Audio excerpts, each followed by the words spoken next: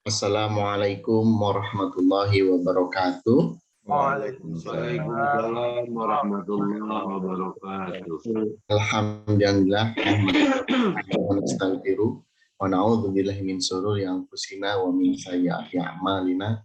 May yahdihillahu fala mudhillalah wa may yudhlil fala hadiyalah. Asyhadu an la ilaha illallah wa asyhadu anna Muhammadan abduhu wa rasuluhu la nabiyya ba'da. Amma ba'd. Puji serta syukur hanyalah milik Allah.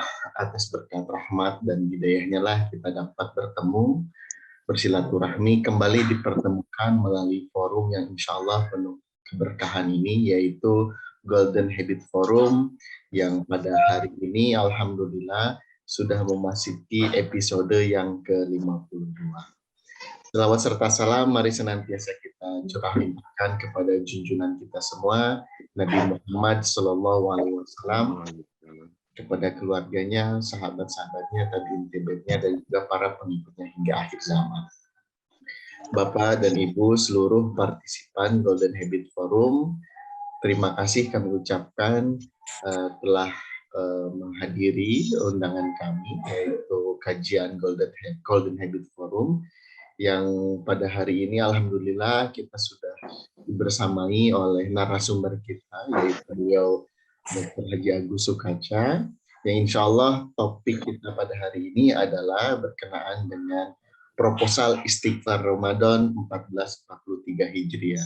Yang kita tahu insya Allah dalam beberapa waktu lagi, hitungan hari lagi, insya Allah kita akan memasuki kepada bulan suci Ramadan. Ini adalah rangkaian persiapan kita dalam rangka menyambut dan menggembirakan bulan suci Ramadan. Baik Bapak Ibu sekalian, sebelum kami mulai, mohon berkenan untuk memute-kan terlebih dahulu audio atau mikrofonnya terlebih dahulu untuk sementara waktu, agar proses penyampaian materi yang akan disampaikan oleh narasumber berjalan secara maksimal. Baik Bapak Ibu sekalian, mari sama-sama kita buka kajian Golden Habit Forum pagi hari ini dengan sama-sama melafazkan basmalah. Bismillahirrahmanirrahim. Selanjutnya kami persilakan kepada beliau Ustaz Agus Sukaca untuk memaparkan materi pada pagi hari ini. Kepada Ustaz Agus kami persilakan. Assalamualaikum warahmatullahi wabarakatuh. Waalaikumsalam warahmatullahi wabarakatuh.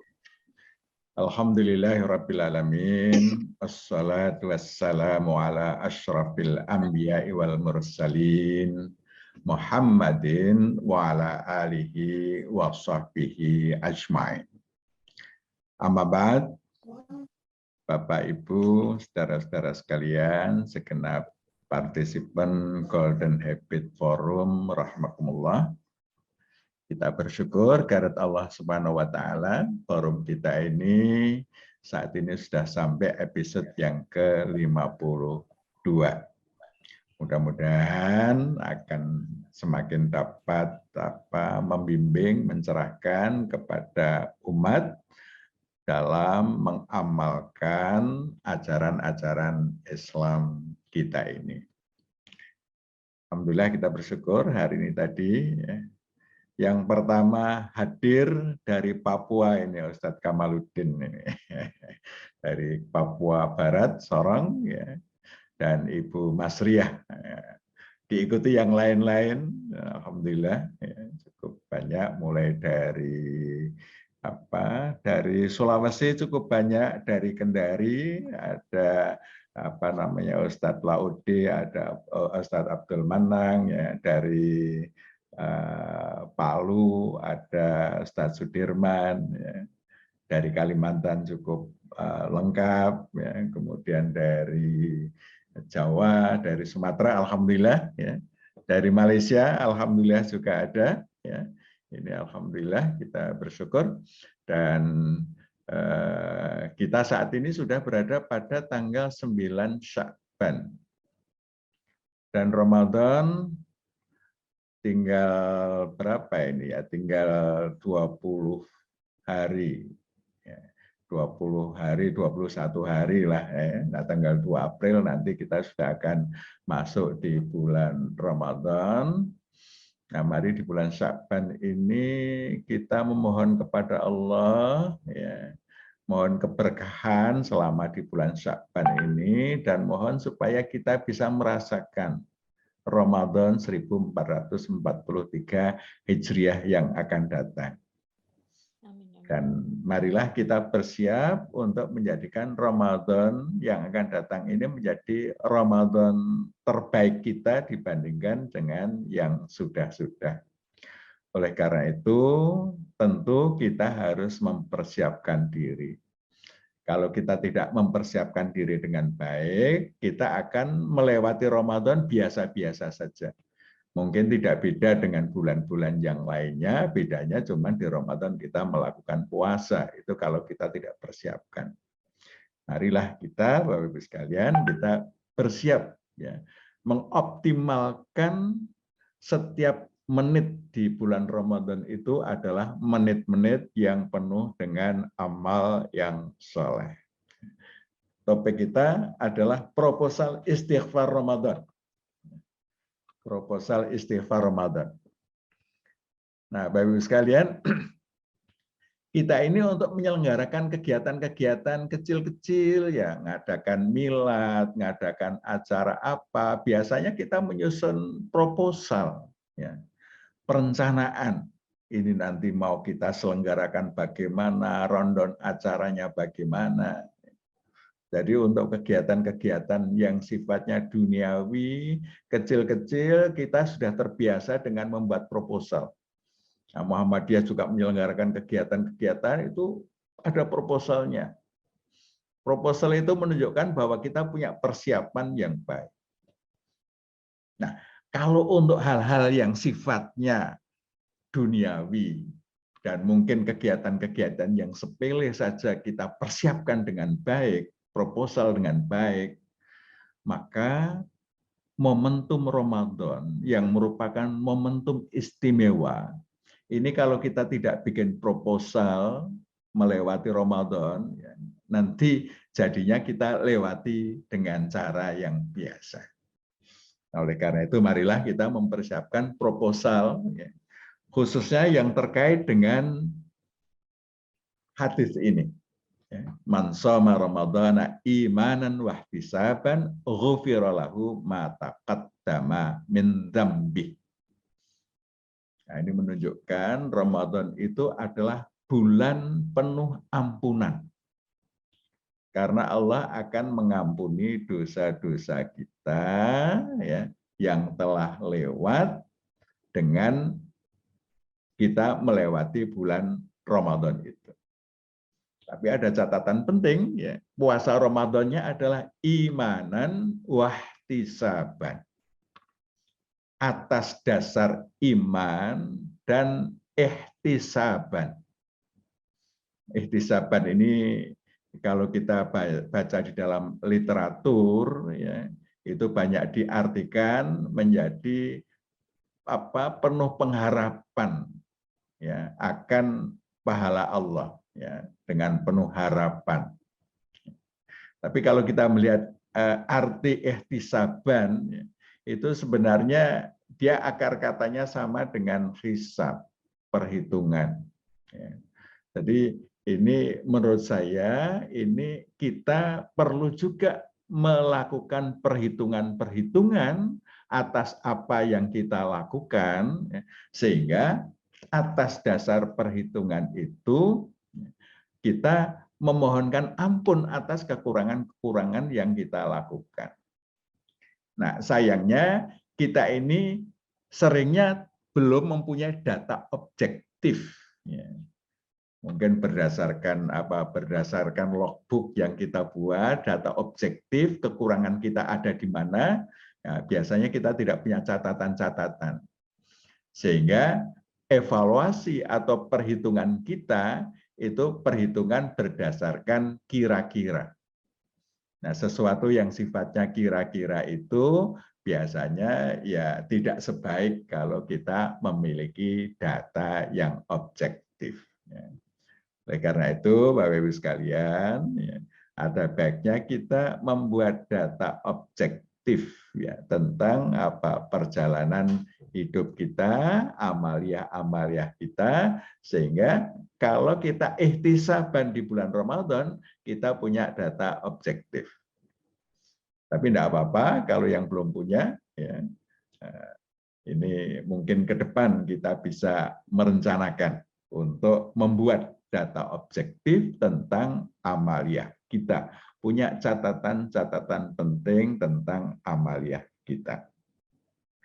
Nah, Bapak Ibu, jamaah rahimakumullah, sesuatu hal yang menurut saya penting adalah mengenali kekurangan apa yang telah kita lakukan selama ini. Sehingga bulan penuh ampunan, ini kita mohon ampun kepada Allah, itu atas dosa dan kesalahan apa. Jadi kita punya apa? Mohon ampun kepada Allah, itu atas dosa dan kesalahan apa. Nah, kita banyak mohon ampunnya, istighfarnya itu secara Indonesia Raya. Ya Allah, apa yang engkau anggap salah, ampunilah. Apa yang engkau anggap perilaku saya tidak pas dengan ajaran Islam, ampunilah. Nah, kalau kita berdoa dengan cara ini, mohon ampun dengan cara ini, maka bekasnya tidak kelihatan. Karena kita tidak tahu bagian mana yang kita mohon untuk diampuni. Sehingga, Bapak Ibu sekalian, ada baiknya kita menginventarisir apa yang Ramadan yang akan datang, kita mau mohon ampun kepada Allah. Kemudian kita mau membuat komitmen apa. Jadi kita mengenali kekurangan kita, ya, dan kita mohon ampun atas kekurangan kita itu, kemudian berkomitmen bagaimana kelanjutan dari kesalahan yang kita mohonkan ampun kepada Allah Subhanahu wa Ta'ala.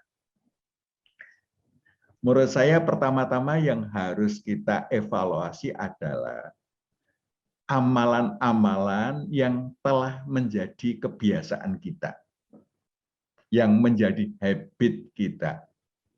Ini yang menurut saya pertama-tama perlu kita lakukan evaluasi. Habit yang belum baik, kita mohonkan ampun. Kemudian kita berkomitmen untuk membangun habit kebiasaan yang baik. Nah, sehingga kita perlu untuk mengenali habit apa saja yang belum baik. Yang itu kita lakukan sehari-hari. Nah, Bapak-Ibu sekalian, marilah kita lihat ya, habit harian kita, ya, habit harian kita. Mari kita coba evaluasi berdasarkan waktu, masalahnya apa, kemudian program istighfar kita apa, kemudian komitmen lanjutannya apa. Nah, mari kita mulai dari awal waktu. Ya, waktu bergeser hari itu kan di dalam hitungan kalender Hijriah itu kan mulainya tenggelamnya matahari maghrib. Nah, kita mulai dari waktu maghrib. Ya, waktu maghrib itu berlangsung antara maghrib sampai masuk waktu isya. Ini waktu ini. Kita punya masalah apa dengan waktu ini? Ya, sekalian. Ya. Ini silahkan ya nanti coba untuk menginventarisir ya, masalah apa yang dihadapi pada waktu maghrib yang terlanjur menjadi kebiasaan kita. Pertama-tama lihatlah ya, amalan terpenting kita di waktu maghrib itu ada sholat maghrib. Ya. Pelaksanaan sholat kita bermasalah apa tidak? Waktunya apakah sudah di awal waktu atau belum? Kalau belum di awal waktu berarti bermasalah di dalam melakukan sholat. Ya, artinya apa? Masalahnya kita belum mengambil peluang terbaik. kita masih membiarkan peluang terbaiknya ya itu lewat. Sudah berjamaah belum? Di masjid tidak. Nah, ini masalah yang kita hadapi di dalam pelaksanaan sholat. Kadang-kadang kita sholatnya masih ya waktunya ya agak belakangan, nah berarti itu bermasalah. Nah, bagi kita yang di waktu maghrib masih punya masalah dengan pelaksanaan waktu sholat, berarti kita perlu untuk mempersiapkan nanti istighfarnya, ya. Kita mohon ampun kepada Allah atas kelalaian dalam melaksanakan sholat. Suka menunda waktu, suka memprioritaskan yang lain. Kalau ada kegiatan, sholatnya tertunda. Toh masih bisa pada waktu berikutnya. Nah, ini sebenarnya ini masalah, ya. Masalah. Ya. Ini kekeliruan kita di mana? Kesalahan kita di mana? Kesalahan kita, meskipun pilihannya kita sudah melaksanakan sholat ya, di akhir waktu, tetapi kesalahan kita tidak mengambil peluang yang lebih baik. Nah, di awal waktu itu amalan yang sangat dicintai Allah, berjamaah itu lipat 27, di masjid itu berlipat juga dibandingkan di tempat yang lain. Nah, sehingga nanti kita siapkan, kita sampaikan proposal kepada Allah, ya Allah, waktu-waktu maghrib saya yang selama ini belum melaksanakan sholat dengan optimal, dengan cara yang terbaik, ya, mohon diampuni, dan saya berkomitmen melaksanakan sholat di awal waktu berjamaah di masjid. Nah, ini kalau kita punya komitmen seperti ini, berarti masalah sholat kita sampaikan kepada Allah apa masalahnya, kita beristighfar, mohon ampun atas pelaksanaan sholat maghrib. Kemudian amalan yang lain, aktivitas yang lain. Adakah aktivitas yang maksiat selama waktu maghrib isya tadi? Apakah ada amalan-amalan yang melanggar ketentuan-ketentuan Allah menjadi kebiasaan apa tidak? Ini perlu kita lihat. Kalau ada, tulislah, ya, tulis. Ini nanti proposal yang akan saya ajukan kepada Allah untuk diminta ampunan. Ya. Perbuatan lagho masih ada apa tidak? Ya. Lagho ini perbuatan sia-sia, tidak ada manfaatnya meskipun tidak berdosa. Ya. Mungkin masuk kategori kategori makruh, ya. Dari perbuatan-perbuatan yang ya manfaatnya tidak ada, ya. Manfaatnya tidak ada. Masih ada tidak? Ya. Di waktu ini, waktu-waktu begini kok masih sempat nonton sinetron misalnya. Ya. Ini waktu istimewa. Kenapa kita gunakan untuk nonton sinetron? Ya, berarti kita lagho, ya, di waktu yang istimewa ini kita gunakan untuk nonton sinetron atau untuk melihat sesuatu yang tidak ada manfaatnya, ya, atau duduk-duduk santai nggak ada manfaatnya. Ya. Ini lagho. Berarti kita mempersiapkan istighfar kepada Allah, ya, atas maksiat apa dan perbuatan lagho apa yang masih kita lakukan pada waktu maghrib itu. Nah, selanjutnya bangun komitmen mengisi waktu maghrib setelah sholat ya dengan amal-amal soleh. Ya, misalnya baca Al-Quran, belajar, ya, iktikaf di masjid. Ya. Ini amalan-amalan yang istimewa yang bisa menjadi bagian dari kebiasaan kita. Baca Al-Quran kita sudah paham ya bagaimana keistimewaannya. Belajar iktikaf di masjid ini juga istimewa, sekalian. Iktikaf di masjid, sholat maghrib di masjid, kemudian tidak pulang ke rumah, menunggu sampai isya, itu intidharus sholah ba'da sholah, menunggu waktu sholat setelah sholat. Nah, ini menjadi amalan riba di mana Allah mengampuni dosa-dosa kita dan meninggikan derajat. Nah, komitmen apa yang mau dibangun itu nanti Ramadan itu kita sampaikan proposal kepada Allah. Ya Allah, ya, saya manfaatkan waktu maghrib saya untuk baca Al-Quran, ya Allah, di masjid misalnya.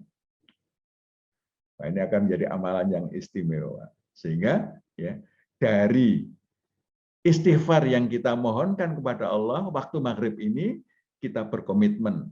Maghrib yang akan datang akan menjadi maghrib-maghrib yang istimewa bagi saya.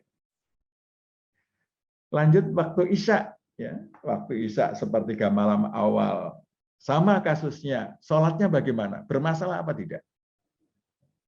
Nah, kita istighfar ya atas kelalaian yang melaksanakan sholat Isya yang belum sesuai. Nah, selanjutnya kita berkomitmen. Nah, kemudian juga masih ada amalan lagho apa tidak? Ada amalan maksiat apa tidak? Ya. Kalau ada, ya, atas maksiat dan perbuatan lagho beristighfar. Jadi yang terlanjur menjadi kebiasaan, Bapak Ibu sekalian, apa yang lagho itu silahkan dicatat, ya, dicatat di dalam catatan-catatan kita. Nanti itu kita ajukan kepada Allah saat beristighfar Ramadan. Nah, komitmennya mengisi waktu Isya dengan amal soleh apa? Mungkin membaca, mungkin ketemu keluarga di situ, diskusi keluarga dan lain sebagainya, itu bisa menjadi aktivitas-aktivitas yang bisa dikomitmen menjadi aktivitas keluarga. Kalau di Jogja waktu ini ada jam belajar, ya, jam belajar itu bisa kita jadikan menjadi aktivitas yang kita komitmenkan. Syukur bisa bersama keluarga. Nah, di akhir sebaiknya kita sudah berangkat tidur, mulai tidur. Jadi sekitar jam 10 ya, kita sudah berangkat tidur. Nah, ada masalah enggak di situ? Atau kita biasa tidurnya tengah malam? Kalau tidur tengah malam itu berarti tidak sesuai dengan irama sirkadian yang Allah anugerahkan buat kita. Karena tidur terbaik itu ketika kadar hormon melatoninnya meningkat, hormon kortisolnya menurun mendekati 0. Ya, jadi ketika hormon kortisol sudah mendekati 0, itu saat terbaik kita tidur. Ya. Nah, itu waktunya kapan? Waktunya akhir sepertiga malam awal. Nah, kalau misalnya kita suka melewatkan, ya, maka kita istighfar atas mulai tidur yang belum baik. Kemudian kita berkomitmen, ya, mulai tidur di akhir sepertiga malam awal, ya, dengan adab Islami. Nah, ini termasuk adabnya, kebiasaan membaca Quran sebelum tidur, ya, kemudian kebiasaan berdoa, ini sudah menjadi amalan kita atau belum? Jika belum, kita istighfar, kemudian kita berkomitmen. Kemudian waktu berikutnya adalah sepertiga malam tengah. Ini adalah waktu terbaik untuk kita dalam kondisi tidur dalam. Ada masalah enggak dengan waktu ini? Kalau ada masalah, misalnya pada sepertiga malam tengah ini, ya, jadi antara jam 10 sampai jam 1:30 gitu ya, kok kita tidak tidur, itu berarti ada masalah kita dengan amaliyah tidur kita. Pada pertemuan sebelumnya saya sempat menyampaikan pada pertemuan forum dekan Fakultas Kedokteran swasta di Jakarta beberapa waktu yang lalu ada presentasi yang menyampaikan, ya, penelitian, ya, pola tidur, dan yang diteliti ini adalah para dokter. Ternyata dokter-dokter yang pola tidurnya tidak teratur, ya, malam digunakan untuk tindakan-tindakan dan itu terus-menerus, ya, itu terjadi banyak kerusakan DNA. Nah, ini waktu-waktu tidur yang sebelumnya sudah kita bahas, kita bermasalah enggak dengan waktu tidur ini. Nah, kalau itu bermasalah, ya tentu kita beristighfar atas kelalaian tidur kita dan kita berkomitmen waktu sepertiga malam tengah ini untuk tidur. Ya. Apalagi kalau sampai ada aktivitas dugem, kegiatan malam, berarti itu minimal lagho dan kemungkinan besar maksiat. Waktu-waktu malam kok justru untuk kehidupan dugem. Ya. Nah ini yang kita perlu untuk lakukan. Ya, lakukan istighfar dan memperbaiki diri pada saat-saat selanjutnya. Ini bagaimana kita bisa menginventarisir. Nah, kemudian sepertiga malam akhir. Ini terkait tidur dan bangun kita. Nah, Bapak Ibu sekalian, masih bermasalah enggak sepertiga malam terakhir?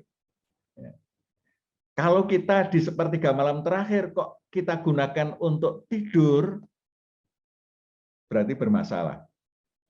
Karena Allah memerintahkan kepada kita, Qumil laila illa qalila. Bangun di waktu malam. Ya, kecuali sedikit. Ya. Nisfahu, separuhnya. Ya, boleh tambah sedikit, boleh kurang sedikit. Nah, itu diperintahkan bangun. Kok kita gunakan sepertiga malam akhir tidur, berarti kita ada masalah di sepertiga malam akhir. Nah, yang masih punya kebiasaan seperti ini, nanti Ramadan ajukan proposal kepada Allah, ya Allah, saya mohon ampun. Dalam usia saya yang sekian ini, ternyata sepertiga malam akhir masih lebih banyak aku gunakan untuk tidur, belum melaksanakan perintahmu untuk bangun. Nah, kita beristighfar atas kelalaian bangun. Dan bangun komitmen, bangun pada setiap pukul berapa, misalnya pukul 2, di situ melaksanakan sholat tahajud, baca Al-Quran. Ini sesuatu hal yang insya Allah ya, komitmen ini akan luar biasa. Tetapi kita harus mengenali dulu, ya, bermasalah apa tidak. Ya kalau tidak bermasalah, alhamdulillah. Ya. Tapi kalau masih bermasalah, ya, kita mesti segera atasi masalah kita. Sekalian, ini masalah-masalah kita, ya masalah-masalah kita yang kita perlu istighfar karena peluang yang Allah berikan buat kita belum kita manfaatkan secara optimal. Selanjutnya masuk waktu pagi, ya, waktu subuh. Waktu subuh ini masalahnya apa? Pelaksanaan waktu sholatnya masih bermasalah apa tidak? Ya. Ini sama kajiannya ya, seperti yang sholat-sholat sebelumnya, maghrib dan isya. Ya. Apakah sudah di awal waktu, apakah berjemaah, apakah di masjid. Kalau itu masih bermasalah, ini termasuk yang kita mohon istighfar kepada Allah. Istighfar belum apa? Ini kesalahan. Karena apa? Karena belum mengambil yang lebih baik. Jadi ya Allah, saya masih mengambil minimalis. Sholat sendirian itu minimalis. Nah itu berarti kita istighfar, ya Allah, keputusan saya ini ampunilah dan perkenankanlah saya untuk mengambil keputusan melakukan di awal waktu berjamaah di masjid. Nah ini apa? Kita inventarisir, itu kita sampaikan kepada Allah, ya, istighfar kita, dan kita sampaikan juga komitmennya. Nah, aktivitasnya, ada aktivitas maksiat apa tidak? Ada aktivitas lagho apa tidak? Ini kalau habis subuh kok tidur, padahal tidak ada uzur. Misalnya udzur habis perjalanan jauh sehingga malam tidak tidur, ya, habis sholat subuh tidur, itu darurat. Tapi kalau nggak ada apa-apa menjadi kebiasaan, ya, itu berarti masalah. Tidur habis subuh itu masalah. Ya, masalah. Yang kita mesti beristighfar. Itu minimal masuk perbuatan lagho. Ya, perbuatan lagho. Ketika malam kita sudah tidur, kok subuh masih nambah tidur lagi. Nah, ini masalah apa tidak? Nah, diinventarisir. Ya, terutama adik-adik mahasiswa ini ya. Adik-adik mahasiswa. Kalau waktu-waktu habis subuh kok tidak terbiasa untuk aktivitas pikir, membaca dan lain sebagainya, istighfar. Ya Allah, waktu terbaik untuk belajar aku biarkan lewat. padahal engkau telah memberikan ya, waktu terbaik, lapisan ozonnya masih tebal, suasananya kondusif, ya. Hormon melatoninnya masih ada, bagus untuk proses berpikir karena sudah digunakan untuk istirahat, aku lewatkan begitu saja. Nah, ini kita beristighfar. Ya. Nah, selanjutnya berkomitmen, saya akan mengisi waktu subuh dengan amal soleh. Baca Quran, ya. Syukur iktikaf di masjid, ini istimewa ini iktikaf subuh di masjid ya. Barang siapa yang sholat subuh di masjid, kemudian dia duduk, berzikir, membaca Al-Quran, hingga waktu terbit matahari, setelah itu menunggu waktu sebentar, waktu duha, sholat duha, 2 rakaat atau sholat syuruk, ya. Maka dia diapresiasi seperti orang yang haji atau umroh, ya, taman, ya, sempurna, sempurna, sempurna. Masya Allah, ya. Ini resolusi yang bisa kita siapkan di Ramadan yang akan datang, ya, itu adalah komitmen-komitmen atas masalah-masalah yang kita hadapi, yang terlanjur menjadi kebiasaan. Sehingga waktu subuh itu adalah waktu istimewa kita, ya, menjadi bagian waktu istimewa kita. Lanjut setelah malam seperti ke malam akhir, lanjut subuh itu adalah waktu istimewa untuk pembinaan diri. Nanti lanjut waktu duha, ya, sekalian, ya. Duha apa masalah kita? Ya. Sholat duha sudah kita laksanakan atau belum? Ya. Kalau belum, ya kita beristighfar lah. Ini peluang luar biasa tidak kita ambil. Selanjutnya kita berkomitmen ke depan. Saya akan melaksanakan sholat duha. Ini sesuatu yang insya Allah akan memberikan dampak yang besar. Kemudian aktivitas bagaimana? Apakah masih ada aktivitas maksiat atau aktivitas lagho? Ini waktu siang hari, ini adalah waktu yang oleh Allah diberikan buat kita litabtahu min fadlillah, untuk meraih karunia Allah. Artinya untuk apa? Untuk bekerja. Yang mahasiswa untuk belajar. Ini waktu-waktu ini. Apakah masih ada maksiatnya? Apakah masih ada laghonya? Nah, ini silahkan diinventarisir. Masing-masing melihat dirinya sendiri. Maksiatnya apa? Laghonya apa? Sehingga kita kemudian beristighfar atas maksiat dan perbuatan lagho yang kita lakukan. Selanjutnya kita berkomitmen mengisi waktu duha dengan amal soleh. Bekerja, belajar, dan lain-lain yang masuk kategori amal soleh. Selanjutnya Bapak sekalian kita masuk waktu duhur. Waktu duhur itu mulai masuk waktu duhur sampai waktu asar. Apa masalahnya? Masalah sholat masih ada masalah apa tidak? Maka kita beristighfar atas waktu sholat duhur. Aktivitasnya bagaimana? Sama dengan yang lain-lain, ya. Kita evaluasi. Ya. Kita berkomitmen di waktu duhur dengan amal soleh, ya. Melanjutkan bekerja, ya. Atau mungkin melanjutkan belajar, atau mungkin ada yang mau menggunakan momentum ba'da sholat duhur dengan qailulah. Qailulah itu tidur sejenak di siang hari, supaya malamnya menjadi lebih kuat untuk bangun. Ini amalan-amalan yang bisa kita komitmenkan menjadi ciri kita pada masa pasca Ramadan. Dan waktu terakhir adalah waktu asar.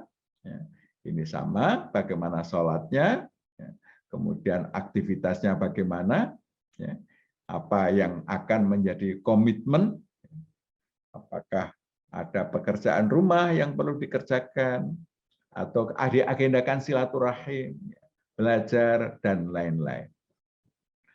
Bapak Ibu sekalian, ya, inilah beberapa pola yang saya kira kita bisa membangun ya, proposal dengan melakukan identifikasi atas apa yang kita lakukan, yang telah lewat. Kita berikhtisaban, kita membuat perhitungan-perhitungan atas perjalanan hidup kita, untuk kemudian kita sodorkan kepada Allah terhadap lagho dan maksiat. Kita mohon ampun, kita terlanjur lagho dan bermaksiat. Terhadap pilihan yang belum optimal, yang masih bisa kita tingkatkan lagi, kita mohon ampun, kenapa kita memilih yang tidak optimal, yang tidak lebih tinggi. Sehingga selanjutnya kita berkomitmen. Ramadan yang akan datang, marilah kita siapkan resolusi hidup pasca Ramadan. Dan itu berdasarkan apa? Ihtisaban kita. Nah, saya yakin kalau ini kita lakukan, maka istighfar kita itu akan berdampak dahsyat, ya, meningkatkan kualitas kita setelah Ramadan lewat. Karena di situ malam-malam, apalagi nanti iktikaf itu perenungan kita, itu gimana saya bisa mewujudkan komitmen saya ini. Ya Allah, ini komitmen saya, ini masa depan saya, ini komitmen yang akan saya lakukan. Sehingga iktikaf itu adalah mohon kekuatan kepada Allah supaya komitmen itu bisa kita wujudkan pada tahun berikutnya pasca Ramadan ini. Nah, insya Allah ini akan membawa kita pelan-pelan menjadi semakin baik.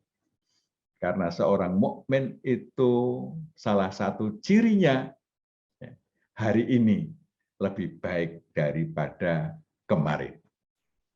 Mangkana yaumu khairun min amsi fahuwa rabihun. Siapa yang hari ini lebih baik daripada kemarin, mereka itu golongan orang-orang yang beruntung.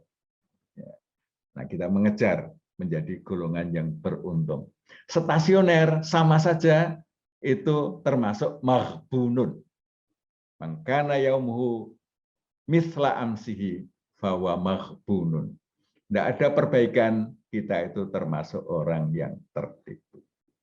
Mudah-mudahan ya, Ramadan ini menjadi istimewa buat kita. Ya. Marilah kita persiapkan sebaik mungkin, dan marilah kita menyusun proposal kepada Allah untuk mengampuni kekeliruan-kekeliruan kita, kesalahan-kesalahan kita di dalam mengambil keputusan melakukan sesuatu, untuk kemudian kita perbaiki setelahnya.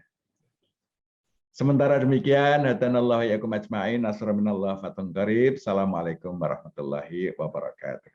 Waalaikumsalam warahmatullahi wabarakatuh. Ustaz Agus Sajjad yang memberikan pemaparan yang luar biasa berkenaan dengan bagaimana cara kita mempersiapkan dan menyambut dan menggembirakan bulan suci Ramadan yang kurang lebih 20 hari ke depan kita akan memasuki bulan suci Ramadan 1443 Hijriah. Baik Bapak Ibu sekalian, setelah urusan kita semua mendapatkan pencerahan dari Ustaz Agus Sajjad, kami persilakan kepada Bapak Ibu sekalian jika ada yang ingin bertanya ataupun ingin memberikan feedback dari apa yang telah disampaikan oleh Ustaz Agus Sajjad, kami persilakan, atau mungkin ada menceritakan tentang pengalaman ataupun persiapan pribadi masing-masing agar semuanya bisa mendapatkan pencerahan, insight-insight juga sendiri. Pak Ihsanuddin dari Kalbar, kami persilakan, monggo Ustaz Ihsan. Assalamualaikum warahmatullahi wabarakatuh. Waalaikumsalam warahmatullahi wabarakatuh.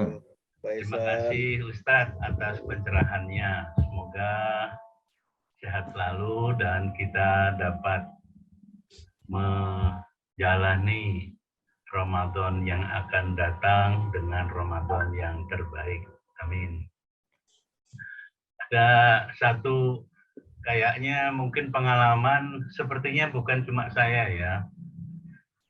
Biasanya awal-awal Ramadan itu semangat, lalu karena kurang perhitungan pada ujung-ujung atau mulai pertengahan itu sudah mulai tumbang.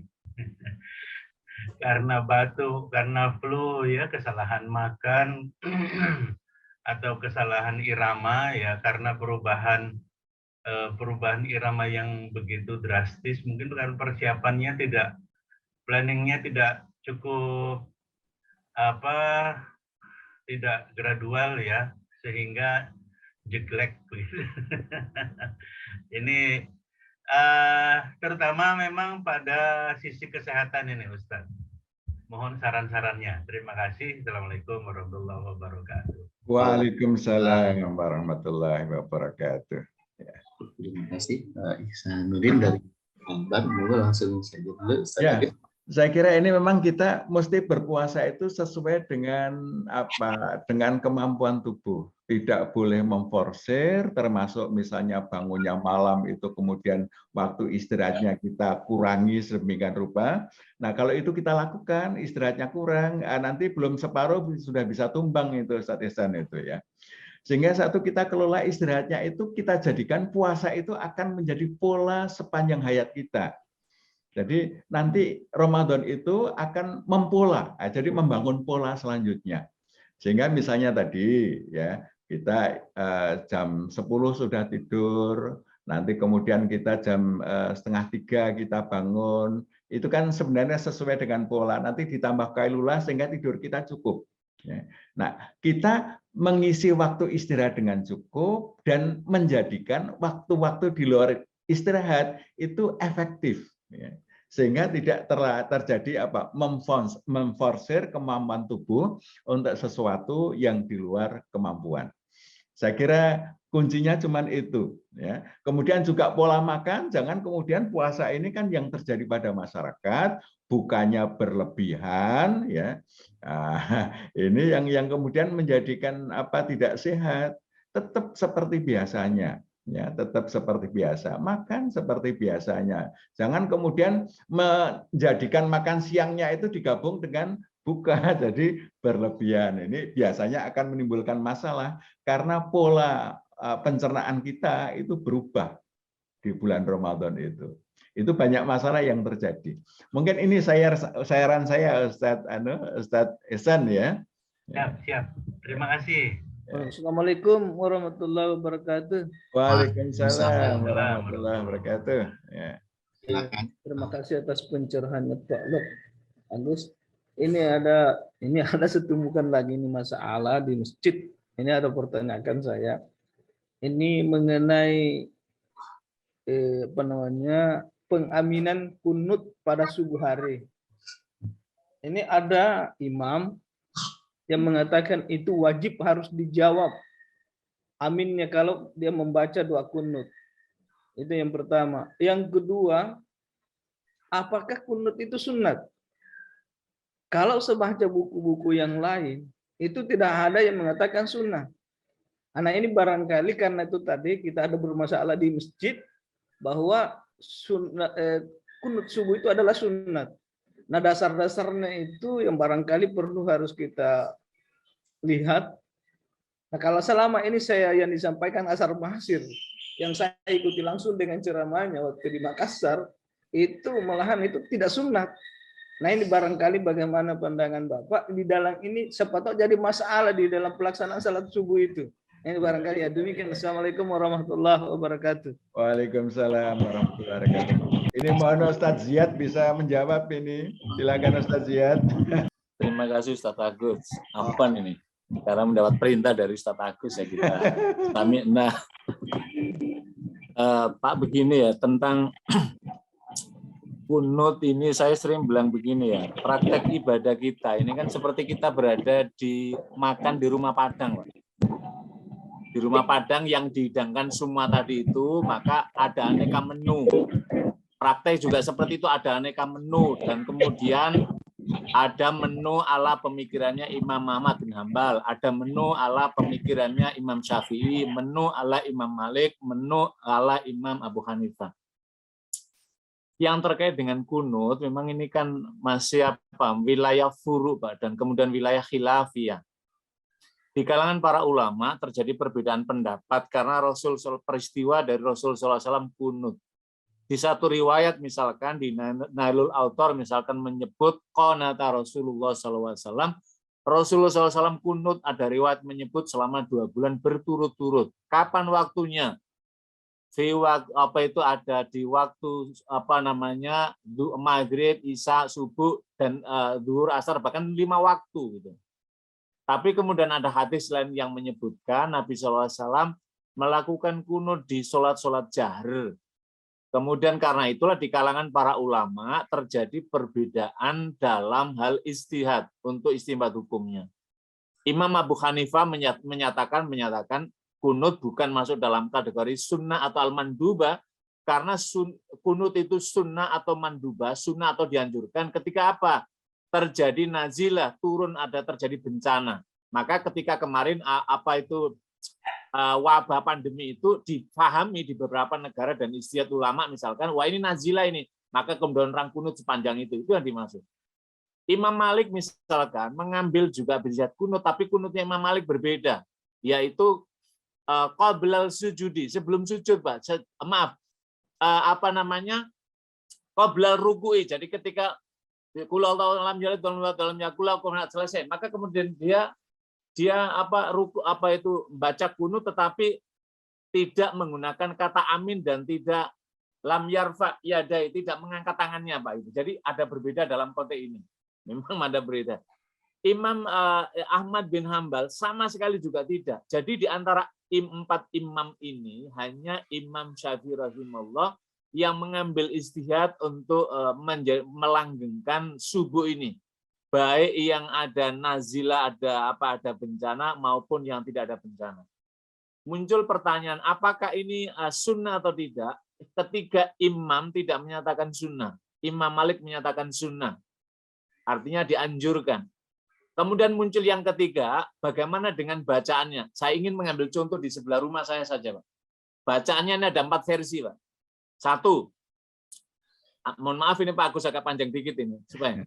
Allahumma hadina fi man hadait wa afina fi man afait wa tawallana fi man tawallait wa barik lana fi ma atait wa qina bi rahmatika syarra ma qadait. Imam kemudian diam baca itu pelan sekali, Pak. Kemudian langsung tidak terdengar, setelah itu kemudian Allahu Akbar. Sudah. Versi yang kedua, wa qina bi rahmatika syarra ma qadait, diam. Kemudian setelah itu baca Allahumma sholli wa sallim ala Muhammad dan seterusnya panjang, kemudian turun. Kemudian lagi ada yang ditambahi panjang sekali, ada lagi yang tidak. Jadi kita dari sini kita bisa memahamkan bahwa ini wilayah khilafiyah kemudian masing-masing. Maka kemudian muncul pertanyaannya, apakah diaminkan apa tidak? Mengaminkan yang menjadi jumhur ulama itu adalah hanya waladhdallin kemudian aman, kemudian mengaminkan. Tapi kalau di kalangan tentang kunut terjadi perbedaan pendapat juga, Pak. Apakah diaminkan ataukah tidak diaminkan? Maka kemudian muncul pertanyaan, bagaimana sikap makmum? Apakah kita ikut? Kan itu yang menjadi persoalan. Ada 2 juga penyikapannya. Karena ini adalah, kalau dalam konteks tadi, bukan masuk dalam wilayah yang usul sebagaimana rangkaian dari ibadah sholat, maka makmum boleh tidak ikut mengaminkan, tidak ikut dalam yarfa' yadai. Yang kedua, ada juga pendapat penganut, misalkan penganut Syafi'iyah, menyatakan ketika ada imam, karena imam itu dijadikan untuk diikuti, maka dianjurkan. Itu jadi tadi itu ada 2 pemahaman tadi itu. Kemudian mungkin ada pertanyaan, bagaimana ini? Mas Ziyad ini apakah ikut apa tidak? Saya ikut seperti Imam Ahmad bin Hambal dan kemudian ikut seperti imam yang lain. Nah, kemudian muncul pertanyaannya begini, Ustadz Agus. Pak, bagaimana kalau misalkan ini Ustadz Agus Sukaca diundang ini di pesantren Tebu Ireng, kemudian itu menjadi imam sholat subuh. Ini bagaimana ini pendapatnya? Kalau pakai pendapat seperti itu, kita bisa beritibak sebagaimana Imam Ahmad bin Hambal. Imam Ahmad bin Hambal itu pernah datang ke masjidnya Imam Syafi'i rahimahullah, dan kemudian ketika subuh kemudian yarfa' yadai li kunuti, ngangkat tangannya kemudian kunut. Kemudian orang-orang bertanya, "Ya Imam, apa yang Anda lakukan madhab ini?" Saya datang di rumah Imam Syafi'i, guru saya lihat ta'zimi karena ini adalah mayoritas adalah penganut mereka. Jadi dalam wilayah ini, maksud saya hendak mengatakan betapa luar biasanya tanawu fil ibadah, keragaman dalam beribadah, apalagi dalam wilayah khilafiyah dalam konteks ini. Saya kira perbandingan mazhab semacam inilah yang penting juga untuk kita jelaskan supaya kemudian tidak terjadi tadi itu, Pak, takfiri tadi itu dan kemudian tabdik tadi itu, dan sehingga akhirnya ya sudahlah, ibaratnya kayak orang nanti hari raya, Pak. Yang mau hari raya ikut yang wujudul hilal silakan. Yang mau yang ikut yang nanti dengan pendekatan imkanur ru'yah 3 derajat atau 2 derajat ya sudahlah. Yang penting sama-sama sholat hari raya. Wallahu alam bisholab. Matur nuwun Pak Agus. Ya. Matur nuwun Pak Ziyad. Ya. Oke, Bapak Ibu sekalian, kami masih memiliki beberapa waktu terkait dengan topik kita pada pagi hari ini. Kami masih persilakan Bapak Ibu sekalian jika ada yang ingin memberikan feedback ataupun pertanyaan. Untuk ada. Assalamualaikum Ustaz. Assalamualaikum warahmatullahi wabarakatuh. Assalamualaikum. Silakan Ustaz Hanif ya. Oh iya. Ya, Tadi pertanyaan di chat, saya sebenarnya di chat Ustaz. Oh iya, sudah di chat. Langsung saja mungkin Ustaz Hanif. Langsung aja gitu. Monggo silakan ya. Begini, banyak di antara kita khususnya pegawai Rumah Islam Jakarta ini ketika pulang 4:30 yang itu belum sampai di rumah maghribnya atau setelah maghrib baru sampai. Nah, mau jamaah di kantor nanti pulang habis maghrib nggak ketemu isya-nya. Untuk jamaah di rumah. Memang sebaiknya sih dia bisa mampir kalau ada apa, kemudian sholat jamaah di jalan. Hanya kadang tidak mantap ya karena belum mandi, mungkin belum menganggap belum dalam kondisi bersih, sehingga berfatwa sendiri barangkali kemudian dijamak nanti kalau bisa. Karena berbeda wilayah ya, Jakarta dan Bekasi, misalkan di Tambun ini kadang-kadang susah sekali. Perjalanan susah sekali, mau sebelum maghrib itu nggak kena gitu, nggak bisa jamaah. Nah sebelum pulang habis maghrib isya-nya juga lewat jamaahnya. Nah, ini seperti apa solusinya Ustaz? Apakah mampir kadang susah, apalagi kalau ada yang di tol, nah kan susah sekali. Nah ini seperti apa? Apakah dijamak saja sehingga bisa jamak salah satu, pasti susah ini. Ada sebagian seperti itu dan ada keluhan seperti itu Pak Ustaz. Terima kasih Ustaz. Ya, terima kasih Ustaz Hanif. Ini memang kondisi seperti ini adalah kondisi doruri, ya artinya bagi pegawai-pegawai perjalanannya mungkin dari Bekasi ke RSIJ waktunya cukup panjang, pulangnya sudah 4:30, sehingga itu bisa di jalan. Ya. Sehingga solusinya adalah jamak. Ya. Ini saya sedikit cerita bagaimana saya mendengar Allah yarham Pak A.R. Farudin. Ya. Ketika keluar kota, ya. Saya pernah bersama beliau ke Solo. Ya. Nah, di Solo tentu di jamak. Ya. Ketika pulang, itu maghrib itu sudah di Prambanan. Jadi rumah Pak R di kantor PP sekarang ini, ya di kantor PP sekarang di Tiro, ya di Prambanan kita singgah sholat di masjid di Prambanan. Ya. Nah, yang sekarang masjidnya cukup bagus dekat candi itu, ya di situ Pak R jamak, ya Pak R jamak. Jadi Prambanan sampai rumah Pak R itu kan hanya berapa kilo, itu ya nggak jauh ya, tapi oleh beliau masih jamak. Nah sehingga menurut saya ya itu juga pilihan dari Bekasi itu kalau di rumah sakit ya itu bisa status safar, bisa dijamak. Sehingga duhurnya sudah sekalian asar, kalau 4:30 pulang ke Bekasi, nanti kan tinggal nunggu maghribnya sampai rumah ya. Kalau misalnya sampai rumah isya itu pun juga masih bisa masih dalam status safar, sampai rumah masih bisa dijamak. Ini yang saya lihat dari pengalaman Allah yarham Pak AR. Sehingga untuk yang dalam perjalanan seperti itu ya saya kira ini bisa dilakukan ya apa yang dicontohkan oleh Allah yarham Pak AR. Demikian Ustaz Hanif ya. Ini turun sangat tafsirannya. Ya videonya kok nggak bisa tampil video saya. Iya. Turun Ustaz. Ya, terima kasih Ustaz Hanif dan Ustaz Agus Baik Bapak Ibu sekalian, Ustaz takut usul sedikit Ustaz Ikhwan. Oke. Monggo silakan. Afwan ini Pak Agus, waktu Munas Tarja di Unismu Makassar, saya lupa 2017 kalau nggak salah Mas Ustaz Agus. Salah satunya adalah bahasan mengenai tadi itu jamak, baik itu jamak qasar atau jamak yang biasa gitu kan. Iya. Di situ ada 3 varian pendapat.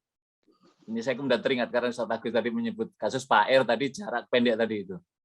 Yaitu kasus ketika Nabi SAW dari Makkah kemudian menuju Mina dan kemudian Nabi kira-kira baru hitungannya di situ tuh sekitar, bukan Mina tapi kemana gitu, kemudian kira-kira 19 kilo lah. Si riwayat yang lain menyebut 9 kilo, tapi sekali lagi kita harus feedback 14 abad yang lalu, bukan naik sepeda, bukan mau naik vario, bukan naik mobil, sehingga 19 kilo, 19 kilo itu tentu sangat berat pada waktu itu, lama kira-kira begitulah. Tapi kalau Imam Syafi'i itu kan menggunakan jarak kurang lebih sekitar 96 km. Kemudian para pengikutnya madhab ini kemudian menggenapkan untuk memudahkan 100 kilo lah, baru kemudian boleh menjamak sekaligus melakukan qasar tadi itu.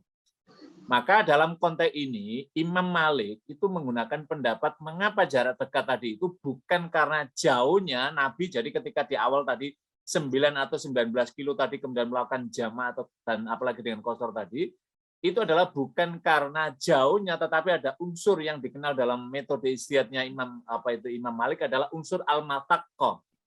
Unsur al-masaqqa, tingkat kesulitan yang dihadapi oleh seorang safar. Jadi ada 2 yang memungkinkan jamak tadi, safarnya, yang kedua adalah masaqqa.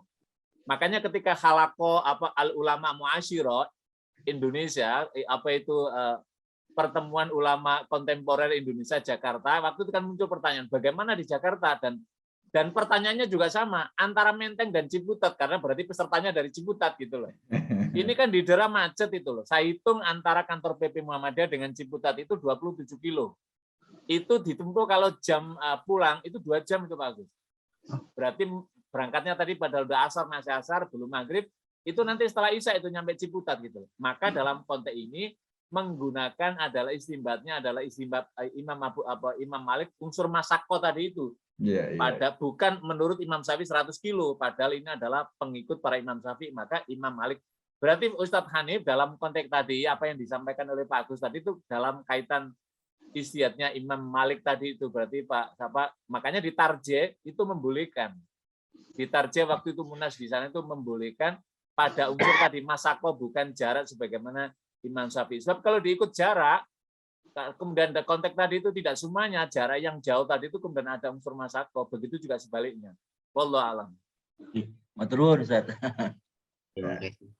Ya, itu melengkapi apa yang sampaikan Ani, dasar pemikirannya, jadi kita tahu ini Ustaz Hanif ya. Terima kasih Ustaz Ziyad atas pemaparannya juga. Baik Bapak Ibu sekalian, kita sudah habis ini sepertinya Ustaz Agus. Monggo kami persilakan Ustaz Agus mungkin sebagai penutup pada kajian pada pagi hari ini. Ya, baik, saya hanya mengajak diri saya dan para partisipan semua, mari kita serius menghadapi Ramadan ini. Kita bersiap betul-betul ya, sehingga kita bisa melewati Ramadan dengan cara yang terbaik, dengan amal soleh terbaik, sekaligus kita mempersiapkan komitmen resolusi pasca Ramadan untuk membangun kepribadian yang lebih baik lagi. Insya Allah ya, kita akan dimudahkan oleh Allah kalau kita punya niat seperti itu. Kita tidak tahu apakah berapa kali kita akan mengalami Ramadan lagi, maka kita manfaatkan yang ada ini dengan sebaik-baiknya. Demikian, terima kasih atas